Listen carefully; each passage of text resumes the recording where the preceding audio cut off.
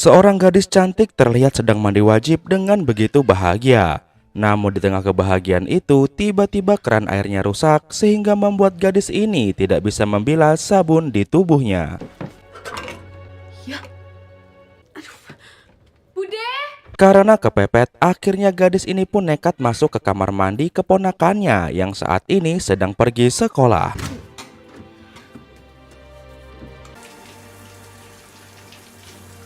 Tak lama kemudian, sang kakak ipar pun datang menggendong anaknya yang tertidur menuju kamar. Assalamualaikum.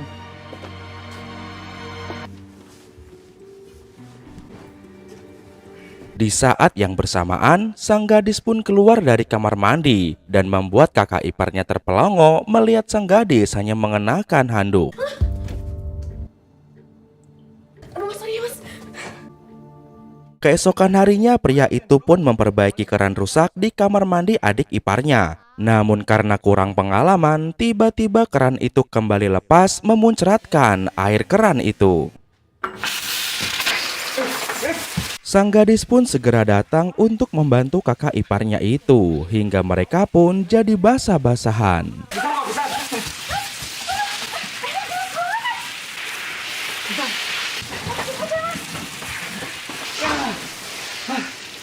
Untungnya keran itu berhasil mereka perbaiki. Namun ketika sang gadis hendak pergi, tiba-tiba dia pun terpeleset.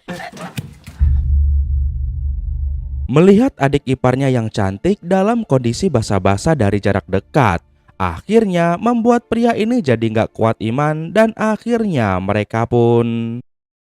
Nah, penasaran kan gimana kelanjutannya? Siapkan waktu kalian beberapa menit ke depan dan jangan lupa siapkan tisu serta naikkan red sleting celana kalian. Dan inilah Ipar Adalah Maut.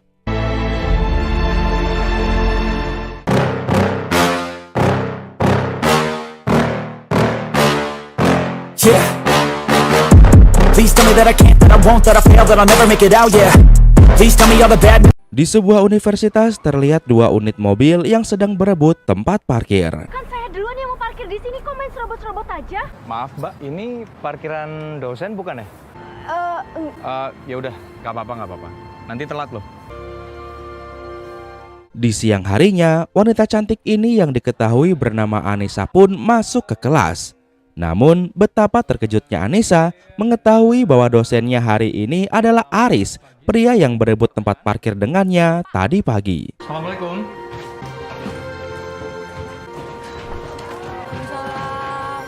Dia yang lulusan S2 Denmark itu loh, yang beasiswa. Perkenalkan, nama saya Aris Nazib Baihaki. Setelah jam kuliah selesai, Anissa pun segera menghampiri Aris untuk meminta maaf. Dan dari sini pula lah Anissa memperkenalkan dirinya serta temannya yang genit bernama Manda. Saya mau minta maaf Pak, soal yang tadi. Siapa tadi lagi namanya? Anissa Nazafarin Pak. Oh, di parkiran. Nggak apa-apa. Nama saya Manda, Pak. Manda aja. Mandangin Bapak nggak kelar-kelar. Saya bercanda, Pak. Nama saya Manda Cantika Saputri, Pak. Saya juga bercanda. Assalamualaikum. Semenjak perkenalan itu, kejadian demi kejadian pun terjadi, seolah alam semesta ingin mempersatukan mereka. Seperti buku yang terjatuh, lalu mereka bereskan bersama. Gak usah Pak, gak usah. Hujan yang turun hingga membuat mereka payungan dan basah-basahan bersama. Tadi kan saya bilang tunggu sebentar. Hingga suatu hari ketika mereka sudah saling jatuh cinta, Aris pun datang ke rumah Anissa untuk memberikannya surprise. Assalamualaikum. Mbak lagi gak pakai hijab. Tolong buka ke pintunya, Dek. Iya, ya, Mbak. Aris disambut oleh adiknya Anissa yang bernama Rini, yang terlihat begitu antusias saat mengetahui tamunya adalah calon kakak iparnya. Waalaikumsalam. Ini Mas Aris ya? Salam kenal. Aku Rani, adiknya Mbak Nisa. Ketika Aris masuk, Anissa yang sedang mengangkat kue panggangannya pun terkejut melihat kedatangan Aris, hingga inilah yang terjadi. Dikompres aja Mbak pakai air.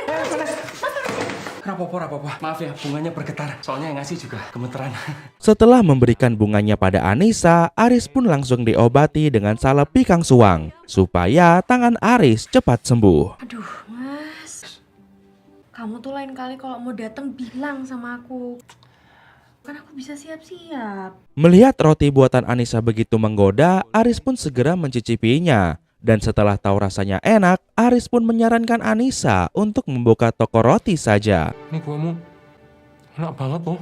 Kamu nggak mau coba jualan aja apa? Yang bener. Bener.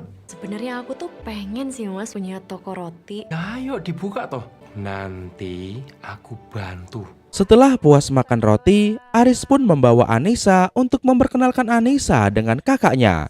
Karena ternyata Aris sudah tidak punya orang tua lagi. Masya Allah cantiknya. Pinter kamu milih calon. Dia anaknya pendiam, nurut. Gak kebayang sih. Keesokan harinya, Anissa pun mengundang Aris untuk makan siang bersama keluarganya, sekaligus untuk memperkenalkan Aris pada ibunya yang sudah janda. Kalau Nisa ini memang sukanya roti-rotian. Ibu memang sukanya masak-masakan yang seperti ini. Singkatnya, karena kedua belah pihak keluarga sudah sama-sama cocok, akhirnya mereka pun melaksanakan pernikahan agar tidak terjadi fitnah di antara kalangan emak-emak dan juga tetangga. Dan di pernikahan ini, Ibu Anissa pun memberikan sebuah pesan pada Aris seperti ini. Ini adalah perjanjian yang sangat berat. Perjanjian yang mengguncangkan arsy Allah. Jangan sekali-kali kamu langgar perjanjian ini ya Mas Aris. Jaga dia sebaik-baik kamu menjaga diri. Istrimu itu amanah dari Allah buatmu. Beberapa tahun kemudian, mereka pun menjalani kehidupan yang sakinah, mawadah, dan warohmah. Hingga mereka pun dikaruniai seorang anak bernama Raya. Assalamualaikum. Waalaikumsalam. Ketika sedang mengajari anaknya mengaji, tiba-tiba Anissa ditelepon oleh ibunya.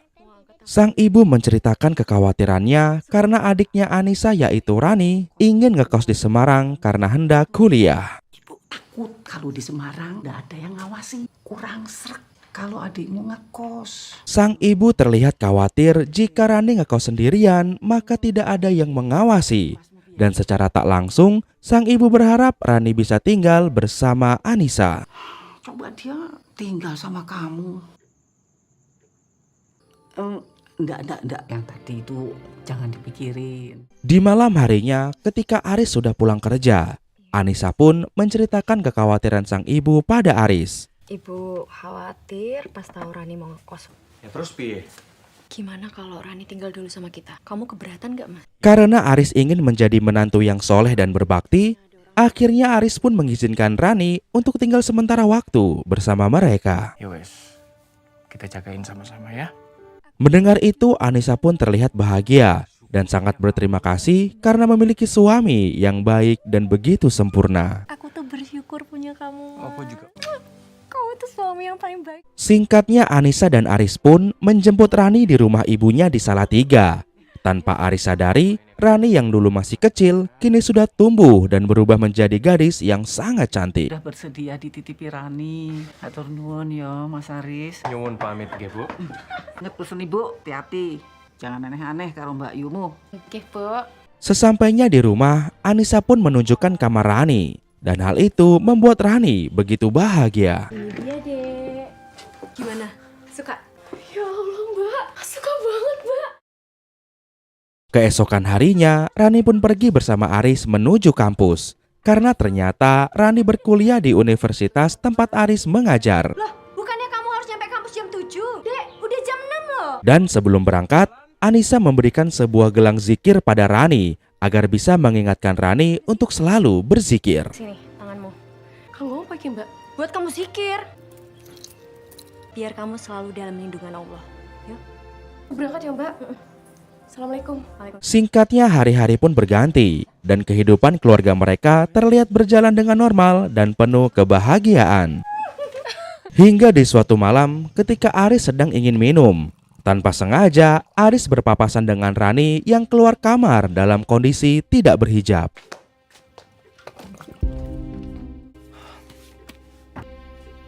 Mas, sorry mas. Aris pun menceritakan kejadian itu pada Anissa. Iya, tadi gak sengaja amprokan sama adekmu. Nggak pakai jilbab, makanya aku kaget. Besok tak bilangin ya mas. Tapi jangan dimarahi ya. Oke mas. Hingga akhirnya di keesokan harinya Anissa pun menegur adiknya dengan lembut. Semalam kamu ketemu sama Mas Aris di dapur nggak pakai hijab ya? Aku tuh bener nggak nyangka kalau Mas Aris ke dapur. Aduh, Mbak maaf yo. Tapi jangan kamu ulangi lagi ya. Iya Mbak. Di dalam kelas, saat Aris mengajar, Aris dibuat salut akan kecerdasan yang dimiliki oleh Rani yang kebetulan saat itu menjadi muridnya. Bagus Rani, betul. Ketika istirahat, sahabat Rani yang bernama Astri menunjukkan rasa kagumnya pada Aris yang terlihat begitu tampan dan juga pintar ketika sedang mengajar. Keren banget ya Pak Aris itu. Paket istimewanya nggak sih, Jam? Doi ganteng and pinter, Pol. Ya emang beda lah kalau dosennya lulusan dari luar negeri. Tak lama kemudian, sekelompok preman kampus yang dipimpin oleh Ian mencoba menggoda Rani. Namun di sini Rani menolak dan ketegangan pun terjadi. Halo adik-adik manis. Kayaknya seru banget. Aku boleh gabung kan? Kenapa sih? Jangan kurang ajar dong. Mentang-mentang keponakan rektor kampus, Ian pun berlagak sok jago di sini. Namun semua mahasiswa langsung kompak mengarahkan kamera HP-nya kepada Ian. Mau saya viralin? Lu nggak tahu gue siapa? Hah? Maksudnya apa? Yan, udah Yan. Di malam harinya, ketika makan malam, Aris pun menanyakan soal kejadian tadi siang pada Rani. Denger tadi kerjain sama Yan. Aris pun lantas berkata pada Rani, jika kelak Ian berbuat kurang ajar lagi, maka Rani jangan ragu-ragu untuk melaporkannya pada Aris. Kalau sampai terjadi sesuatu sama kamu, lapor Mas ya. Iya, Mas.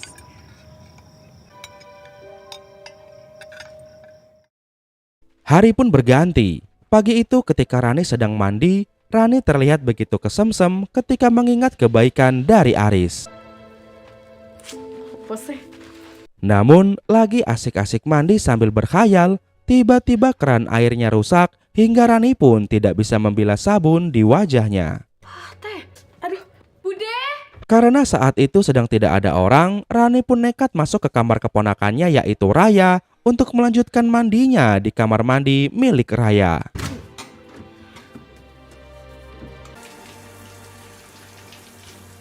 Tak lama kemudian, Aris pun datang menggendong Raya. Assalamualaikum.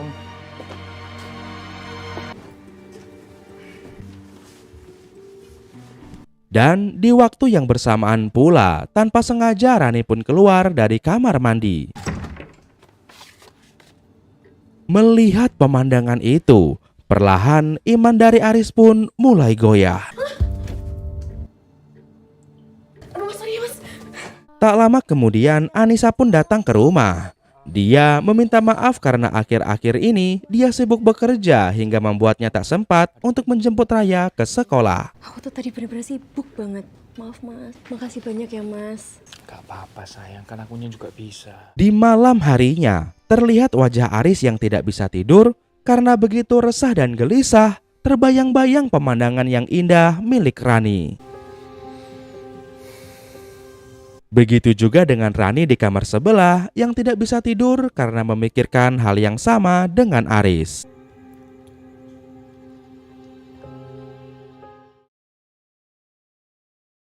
Di suatu sore ketika kampus hampir tutup, Rani pun memasuki perpustakaan untuk mencari suatu buku. Udah lama-lama ya, Dek. Udah mau tutup nih. Iya, Bu. Kalau gitu. Namun di saat sedang mencari buku, tiba-tiba ada orang yang mematikan lampu. Rani pun dibuat kaget melihat kedatangan Ian bersama teman-temannya.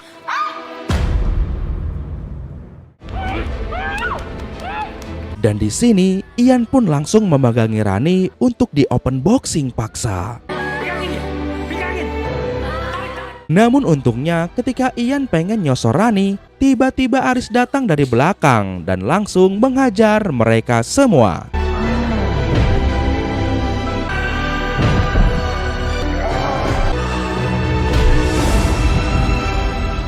Rani pun berlari sambil menangis karena kesuciannya dipermainkan. Karena takut terjadi apa-apa, sebagai kakak ipar yang baik, Aris pun langsung mengejar Rani. Kita pulang ya. Ayo.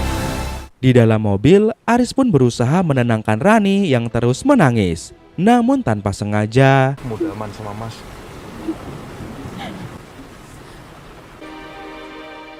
kejadian yang tidak sengaja tapi enak itu pun membuat Aris terus kepikiran hingga membuat mereka jadi kebablasan. Kita kebablasan, Mas. Harusnya belok ke situ.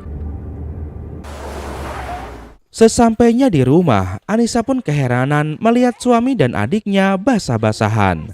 Dan di sini Aris pun langsung menjelaskan semuanya. Loh, ada apa ini kok basah-basah? Dek, Rani dilecehin di kampus. Ya Allah, Mas. Kasih Rani waktu buat tenangin diri dulu ya. Ketika Anissa mengobati tangan suaminya, Aris yang merasa bersalah atas kejadian di mobil pun meminta maaf pada Anissa. Kalau aku belum bisa jadi suami yang baik buat kamu, maaf. Namun, Anissa yang tidak paham tujuan Aris meminta maaf pun dengan polosnya langsung memberikan maaf pada suaminya. Kamu udah jadi suami yang baik. Untung aja ada kamu. Bahkan jadi kakak ipar yang luar biasa buat Rani. Keesokan harinya di kampus, Ian pun ditangkap oleh pihak kepolisian dan rektor pun meminta maaf pada Aris atas kelakuan Ian keponakannya itu. Dia tidak bisa lepas dari jerat hukum. Paris, maafkan sikap Mas Januar ya. Terima kasih banyak, Pak. Sepulangnya dari kampus, Aris pun mencoba memperbaiki keran shower di kamarnya Rani. Namun karena kurang pengalaman, ketika kerannya dinyalakan, airnya malah muncrat-muncrat. Rani yang mendengar ada keributan di kamar mandi pun segera datang dan membantu Aris hingga tanpa sadar mereka jadi basah-basahan.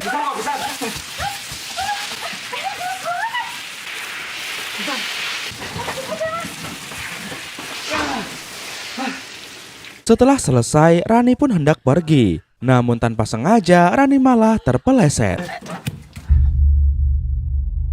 Melihat adik iparnya yang cantik dalam kondisi basah-basah dari jarak dekat, akhirnya membuat Aris ini jadi nggak kuat iman serta termakan bisikan setan dan mereka pun kuda-kudaan.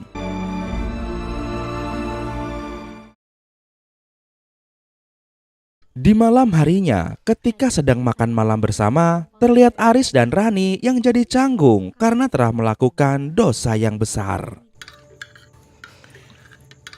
Keesokan harinya, ketika di kampus, Aris pun mengajak Rani untuk pulang bareng. Ini mau pulang? Mau bareng? boleh.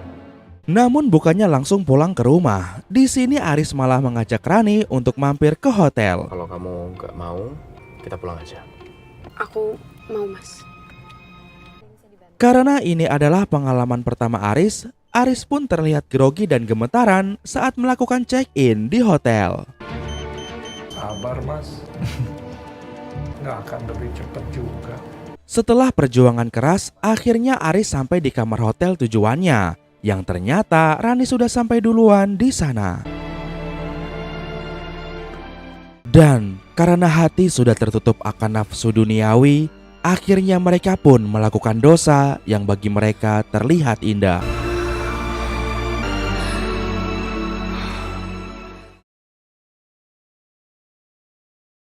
Di malam harinya, ketika sedang makan, Anissa menyampaikan pada Aris bahwa dia sedang bimbang karena beberapa hari ke depan Anissa akan sibuk untuk membuka cabang toko rotinya di kota Jogja. Beneran jadi invest? Nah, jadi Mas, dia serius banget, dia senang sama proyek ini Mas. Kita nggak cuma jualan roti, tapi juga ada minumannya Mas. Anissa menjadi sangat bingung karena memikirkan makan sahur dan berbuka untuk Aris juga Raya, karena ternyata mereka saat ini sedang memasuki bulan Ramadan. Harus bolak-balik Jogja Semarang loh Mas. Siapa yang siapin kamu berbuka sama sahur? Bulan Ramadan lagi. Mendengar itu, Aris pun meyakinkan Anissa untuk terus mengejar cita-citanya dan tidak perlu mengkhawatirkan soal makan sahur dan berbuka karena Aris bisa cari makan di luar atau pesan makanan secara online. Itu gampang, gak usah dipikirin. Ya paling kalau kepepet pesan online. Ini kan cita-cita kamu. Aku dukung mimpi kamu dari sebelum kita nikah. Ini kesempatan kamu. Kejar. Melihat suaminya yang sangat baik dan pengertian, Anissa pun jadi sangat bahagia dan semakin mencintai suaminya. Ridho ya mas. Dunia akhirat. Ya. Matur suwun mas. Singkatnya pagi pun tiba. Aris, Rani, dan Raya pun mengantarkan kepergian Anissa tepat di depan rumah mereka. Mau cuma ke Jogja kok. Hati-hati ya sayang. Ya mas. Di malam harinya, ketika Raya sudah tidur, tanpa ragu Aris pun langsung menghampiri Rani di kamarnya. Namun tidak sampai di situ. Bahkan ketika masak sahur, Aris kembali menghampiri Rani untuk melakukan dosa itu lagi di atas meja, tanpa peduli bahwa ini adalah bulan puasa. Mas, ada Raya. Masih tidur. Setelah selesai melakukan dosa itu, dengan liciknya, Rani pun mengganti nama kontaknya di HP Mas Aris dengan nama Pak Junaidi 2, supaya kakaknya tidak curiga. Mas, siniin deh HP-mu.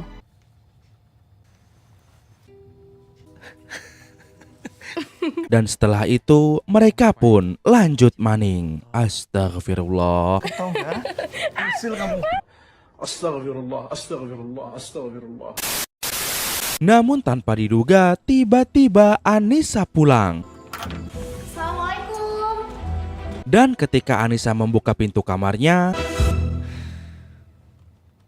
ternyata Rani bersembunyi di kolong tempat tidur. Dan ketika ada kesempatan, Rani pun langsung kabur. Singkatnya lebaran pun tiba. Terlihat Anissa dan keluarganya merayakan hari raya di rumah ibunya. Ketika sedang makan bersama keluarga, ibu melihat Rani yang terus memandangi Aris. Dan dari sinilah ibu pun mulai curiga ada sesuatu yang tidak beres dengan Rani.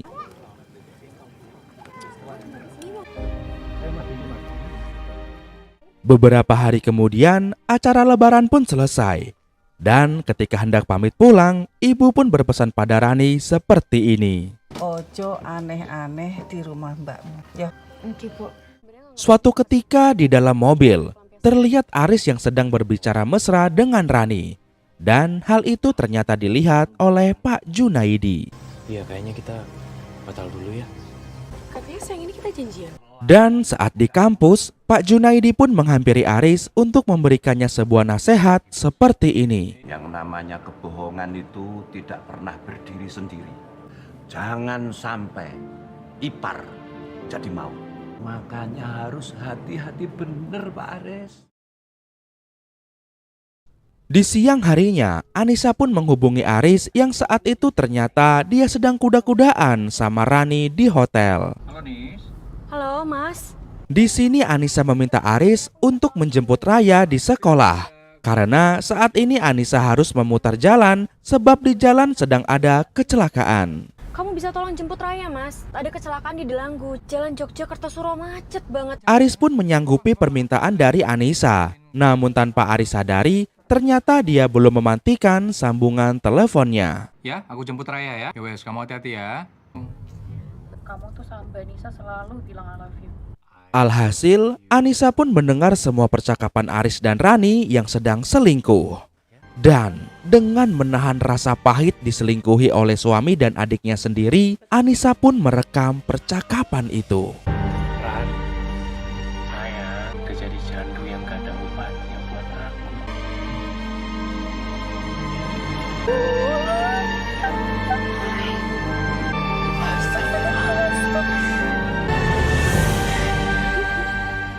Ketika Aris pulang dari kampus, dia keheranan melihat Anissa yang sedang duduk tegang di sofa rumah.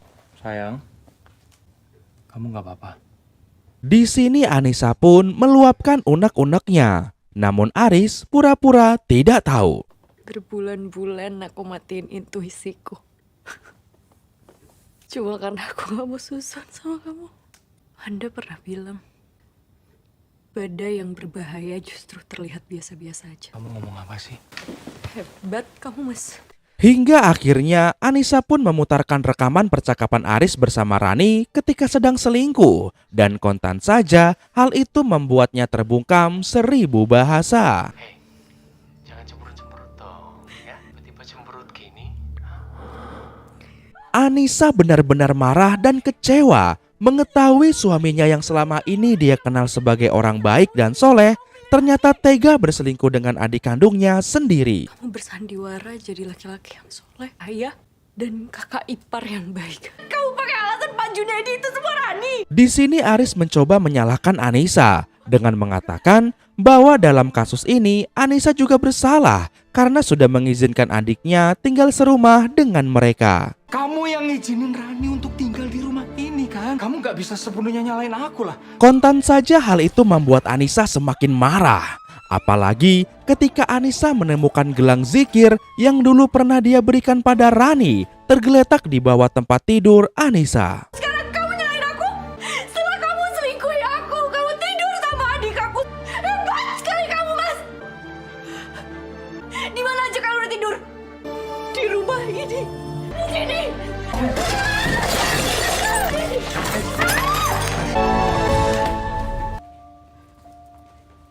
Dan hal itu membuat hati Anissa benar-benar hancur. Jadi waktu aku ke Jogja kemarin, kamu lagi di sini sama dia. Udah. Jangan pernah lagi panggil aku sayang. Melihat Anissa pergi meninggalkannya, Aris pun hanya bisa menangis penuh penyesalan seperti orang TOLOL.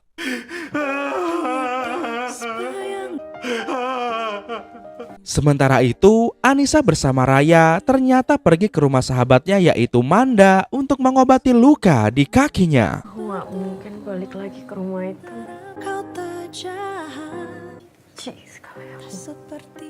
Keesokan harinya, Anissa pun pergi ke rumah ibunya untuk melabrak Rani yang ternyata sedang berada di sana. Salah apa aku sama kamu? Aku terima kamu di rumah aku. Ini balasan kamu. Udah berapa kali kamu lakuin itu? Itu suami aku. Ayahnya Raya. Ya kalau Mbak perhatian sama Mas Aris. Gak mungkin Mas Aris melakukan ini, Mbak. Terus sekarang kamu yang paling ngerti suamiku? Gak tahu malu. Tahu apa kamu? Pertengkaran mereka pun didengar oleh ibu. Dan di sini ibu benar-benar merasa bersalah karena dahulu secara tidak langsung ibu pernah meminta Anissa agar menerima Rani tinggal di rumahnya. Ibu berdosa sama kamu. Maafin ibu, ini salah ibu. Ibu pun lantas menegur Rani atas kelakuannya. Namun di sini Rani yang tidak terima dinasehati ibu malah balik marah pada ibu. Rani tinggal tempatmu ya. Nisa jagain Rani ya. Ibu cuma percaya sama Mbak Nisa kan? Dan kontan saja Anissa pun lantas menampar mulutnya Rani yang kurang ajar itu. Segala ini Rani gak bisa apa-apa kan, Bo? Sadar gak sih kalau kamu itu salah? Berani-beraninya kamu nyalain ibu. Mereka pun bertengkar hebat di sini hingga akhirnya sang ibu yang tak kuat pun langsung terjatuh pingsan. Ibu pun segera dilarikan ke rumah sakit.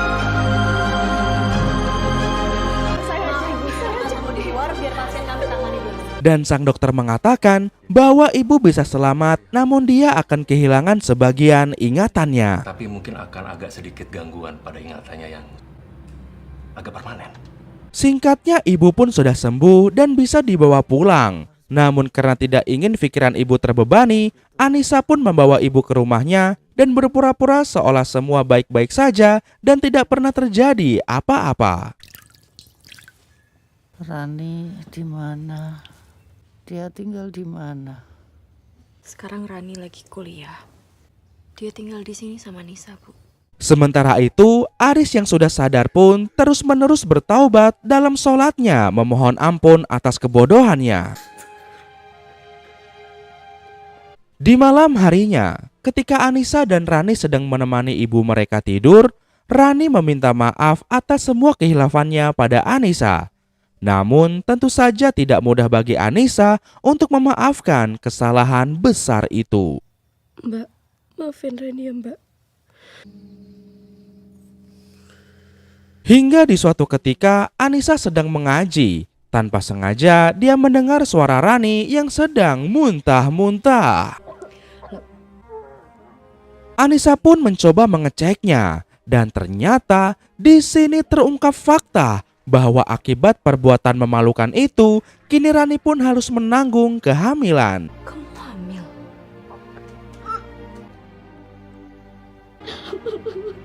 Aris pun cuma bisa tercengang karena setelah berhasil menghamili kakaknya, tanpa sengaja Aris juga menghamili adiknya. Dan hal itu membuat Anissa semakin jijik sama mereka.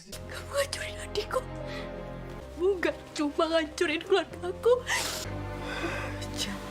Kamu pikir aku langsung delete muka kamu lagi. Aris dan Rani pun berusaha terus meminta maaf pada Anissa. Namun tentu saja hal itu teramat berat bagi Anissa, orang yang selama ini benar-benar tulus menyayangi Aris dan Rani. Gimana aku mau maafin kamu? Masa sebelum kamu tidur sama ayahnya, kamu gak kebayang wajahnya Raya. Maafin adikmu, maafin adik, minta maaf. Bukan lagi adikku.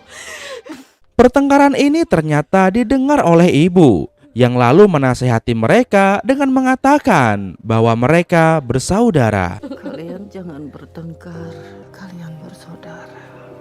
Dan karena ibu benar-benar sudah tidak kuat dengan kenyataan menyakitkan ini, akhirnya sang ibu pun wafat.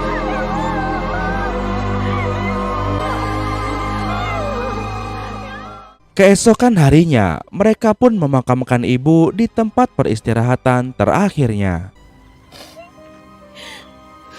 Dan dengan berat hati, Anissa pun memutuskan untuk meninggalkan Aris dan Rani, meskipun Raya yang tak tahu apa-apa harus menjadi korban atas kesalahan mereka. Ayah, yuk nak, kita pulang yuk.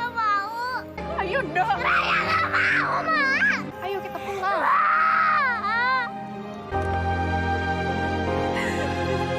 Semenjak hari itu, Aris pun dipecat dari kampusnya.